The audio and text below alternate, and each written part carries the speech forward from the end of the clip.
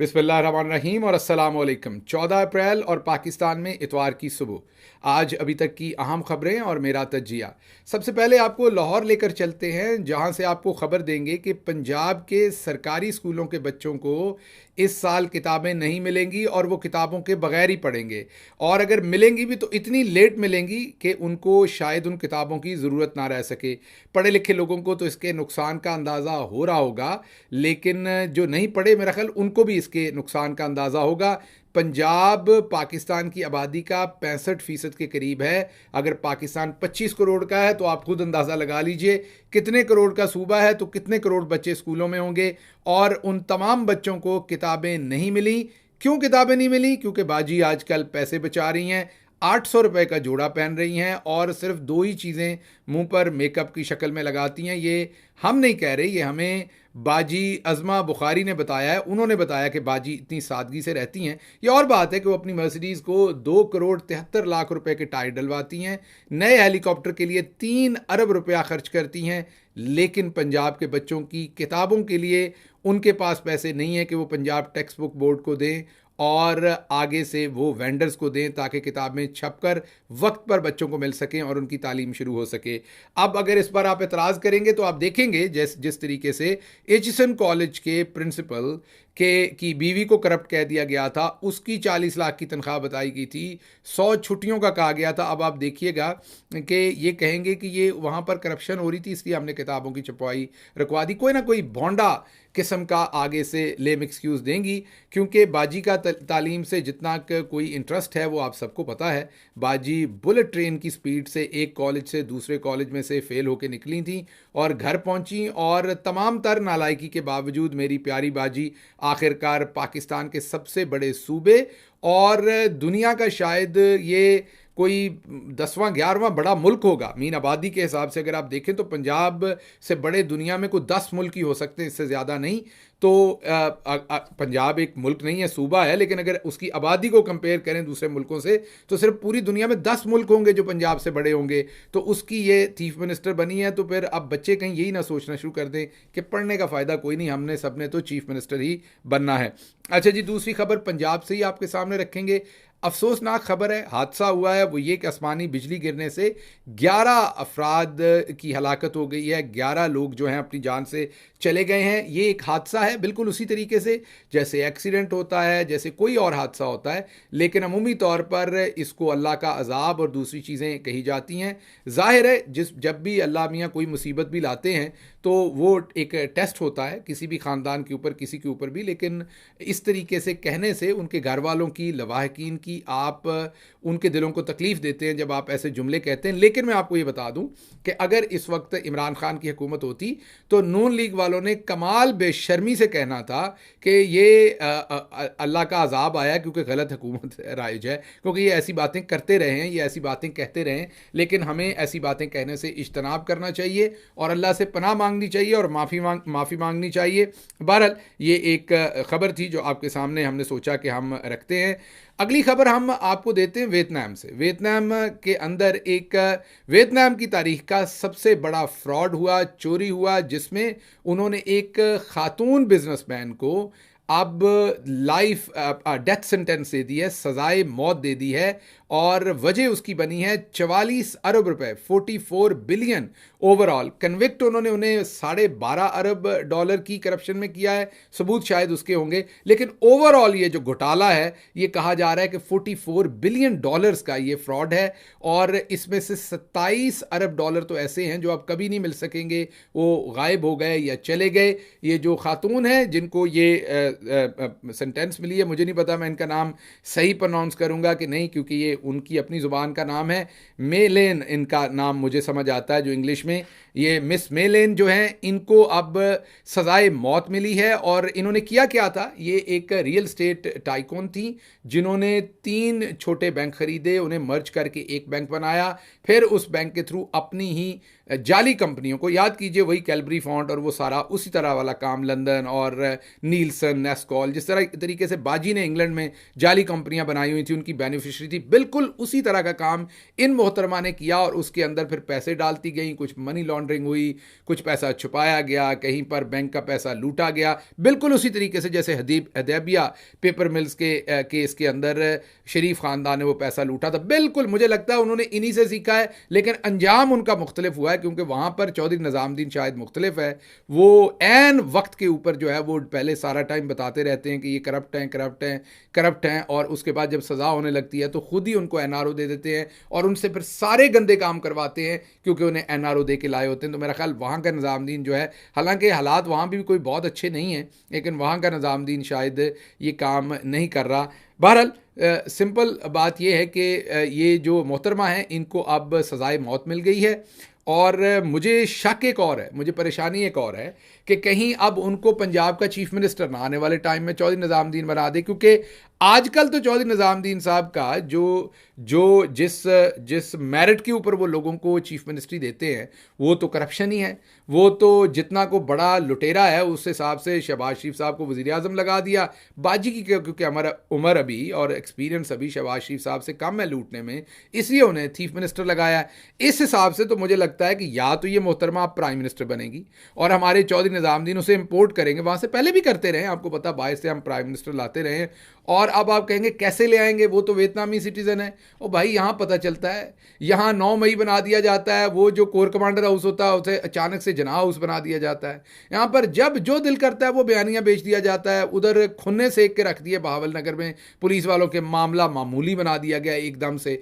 कहीं जहाँ दिल करे नेशनल सिक्योरिटी आ जाती है, जहाँ दिल करे वो जो है मुल्की सलामती को ख़तरा आ जाता है। तो हो सकता है बताया जाए कि ये जो मिस मेलन थी, इनका दादा परदादा जो है वो पाकिस्तान बनाने में शामिल था और बाद में ये वहाँ उनके वालिद साहब हिजरत करके चले गए थे। कौन सा किसी ने पूछना है, लिफाफे सहाफ़ियों ने भी इसके ऊपर रन कर देने हैं। कोई बेयारो मददगार कब्र पकड़ी जाएगी, मीन जिसका कोई वारिस वहाँ जाता नहीं होगा, पुरानी कब्र होगी, उसको मट्टी शट्टी डालकर उसको दुरुस्त करेंगे और मिस मेलन के जो कोई परदादा होंगे उनकी तख्ती वहाँ लग जाएगी और बताएंगे कि वो यहीं से गई थी। तो इसलिए ख़तरा पैदा हो गया है। अब देखते हैं वियतनाम उनके साथ क्या करता है। अगर तो उन्हें सजाए मौत दे दी गई तो फिर तो शायद आपकी बचत हो जाए, अगर ना दी गई तो इससे अच्छा टैलेंट हमारे चौधरी निजामुद्दीन को कम अज़ कम पाकिस्तान में तो नहीं मिलेगा। तो हमारी बाजी मरियम को सोचने की बात है, उनके लिए एक सख्त कंपटीशन मुझे होता हुआ नज़र आ रहा है। अच्छा जी, अगली खबर आपके सामने रखते हैं। शीरी मज़ारी बोली हैं और ख़ूब बोली हैं आफ्टर सम टाइम। उनकी बेटी को उठाया गया था, याद कीजिए, एक तो वक्त था ना जब वो खुद जेल में थी और उन्होंने सियासत छोड़ी, लेकिन उससे पहले, उससे चंद महीने पहले आपको याद है कि उनकी बेटी ने, जब पहले शीरी मज़ारी साहबा को उठाया गया था और उनकी बेटी ने अदालत के अंदर एक बयान दे दिया था और वो बाजवा साहब के बारे में कहा था और उनकी गैरत के बारे में उन्होंने एक बयान दिया था जिस वजह से उनको उठा लिया गया था रात के अंधेरे पर। उसमें शीरी मज़ारी साहबा क्या कहती हैं, सुनिए। मैस स्केल पे जिस तरीके से अब हो रहा है ऊपर से नीचे तक, यानी कि आम वर्कर तक जो हो रहा है और फैमिलीज को जो हो रहा है, खवातीन को आपने देखा है किसी के बाल घसीटे जा रहे हैं, किसी के कुछ और हो रहा है। जब ईमान को यहाँ से जिस तरीके से लेके गए थे घसीट के, हालांकि उसने रेजिस्ट भी नहीं किया और मैं और ये अकेले थे, और फिर भी उसके रात के कपड़ों में स्लीपरों में घसीट के लेके गए। ये इस तरह के तरीकेकार जो हो रहे हैं। अब हम क्या, अब तो सबके सामने आ गया ना वो 6 जजेस के जो खत है, और इंपॉर्टेंट वो है जो 2 एनेक्स्चर्स हैं उस खत के साथ। तो लेकिन तो आप खुद सुन सकते हैं, इस वाक़े के बाद फिर चंद महीने या चंद हफ्ते के बाद दोबारा शीरी मज़ारी साहबा को 9 मई के चक्कर में उठाया गया और फिर उन्होंने सियासत से अपने आप को, मैं तो यही कहूँगा कि टेम्परेरी उन्होंने अलग किया, क्योंकि वो पाकिस्तान तहरीक इंसाफ की बहुत ही जय्यद और सरकर्दा जो रहनुमा थी और हम उम्मीद करते हैं कि वो आइंदा भी सियासत के अंदर कंटिन्यू करेंगी। लेकिन ये सब कुछ हो रहा था वो उन्होंने आपके सामने रखा है। अच्छा, इसी से मिलती जुलती बात हामिद मीर कह रहे हैं। वो कह रहे हैं मीडिया, पार्लियामेंट और रियासत आज़ाद नहीं है। इतनी घुटन पहले कभी नहीं थी जितनी अब है, इतना कंट्रोल पहले कभी नहीं था जितना अब है, और इस तरीके से हमारे ऊपर कभी पहले इतना कंट्रोल नहीं किया गया था। अगली खबर आपको यूक्रेन से रखते हैं। जो आपको पता है कि किराए की फ़ौज थी, एक किराए की फ़ौज का मसला भी बना था रूस का, जो रूस की तरफ से किराए की फ़ौज जो थी वो लड़ रही थी यूक्रेनियन आर्मी के साथ।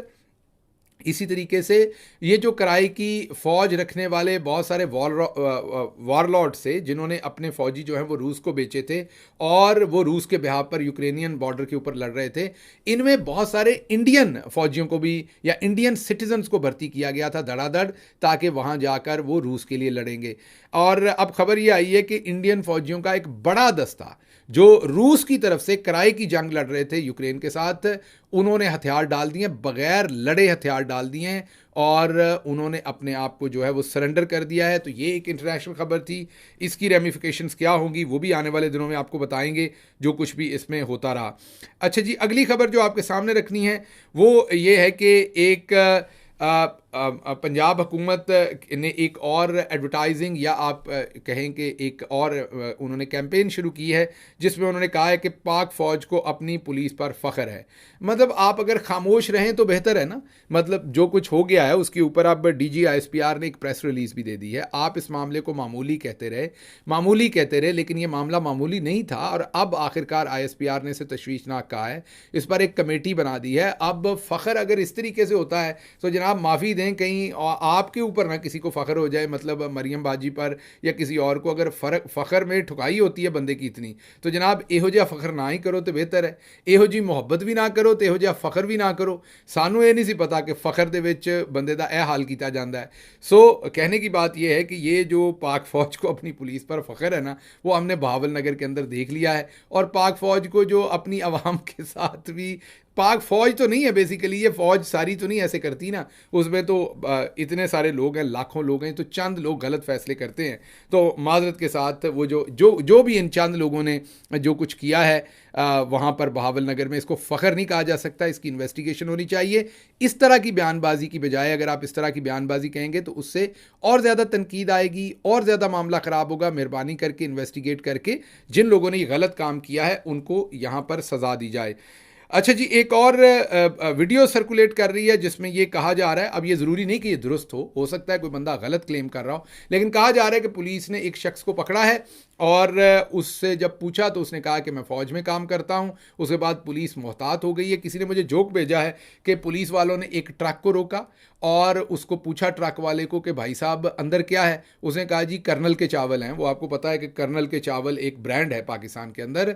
तो उसने कहा जी कर्नल के चावल हैं। तो पुलिस वाले ने पकड़ने के बजाय ट्रक को ठोका सलूट।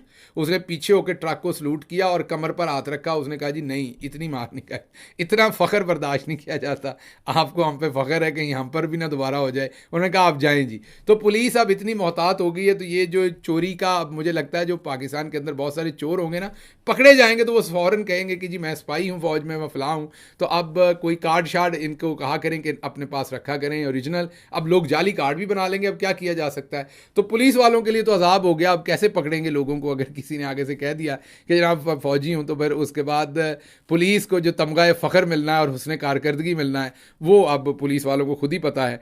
और वो यही कहा जा सकता है कि अगर ऐसे ठुकाई हो रही हो तो कोई पास से गुजरता बंदा पूछेगा कि यार ये तमगा तो चलो ठीक है, तमगा तो गले में पहनाया जाता है, ये आप ठोक क्यों रहे हैं? तो वो ठोकने वाला ये कहेगा कि मैं असल में तमगे को शीशे में फ्रेम करके दे रहा हूँ, फ्रेम के अंदर लगा रहा हूँ, इसलिए कील शील लगा रहा हूँ साइड से।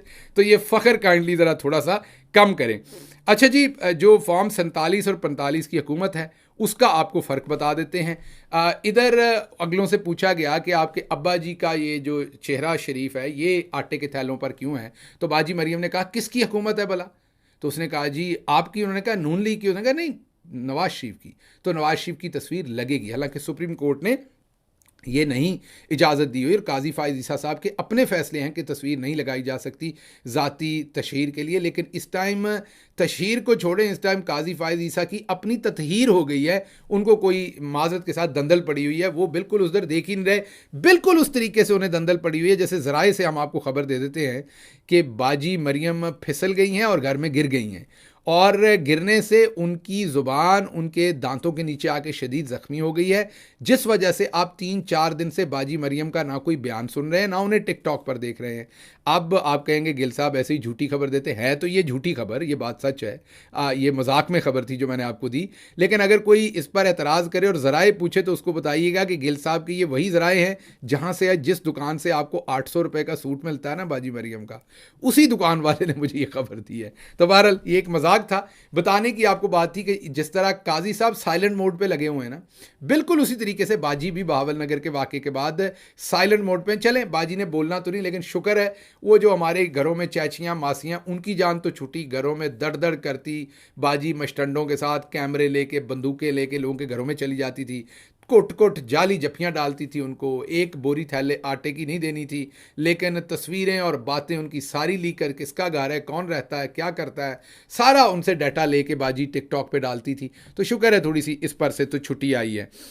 अच्छा जी, अगली खबर आपके सामने जो हम रखते हैं, आखिरी खबर है वो मेरे पास, वो ये है कि 21 अप्रैल को ज़िमनी इंतखाबात होने जा रहे हैं। पंजाब के भी बहुत सारे हलकों में हैं और केपी के भी 2 हलकों में हैं। और आपने याद रखना है, अगर आपके इलाके में ये ज़िमनी इंतखाब हो रहा है तो आपने लाइट नहीं लेना इसको। ज़ाहिर है आप सोचते होंगे कि ये सीट जीतने से क्या फ़र्क पड़ना है, यही आप 8 फरवरी को भी सोचते थे कि वोट कोई भी दे फ़र्क कोई नहीं पड़ना, लेकिन फ़र्क पड़ा है। चौधरी निज़ामुद्दीन कमज़ोर हुआ है, पहली दफ़ा लोगों को अपनी ताकत का एहसास हुआ है। अगर आपके इलाके में ये ज़िमनी इलेक्शन हो रहा है तो आपने हर सूरत इसमें वोट डालना है, बिल्कुल इसको इग्नोर नहीं करना और कोशिश करनी है कि टर्नआउट वहाँ पर ज़्यादा रहे। इसके साथ ही मुझे इजाज़त दीजिए। अल्लाह आपका हामी और नासिर हो। पाकिस्तान जिंदाबाद।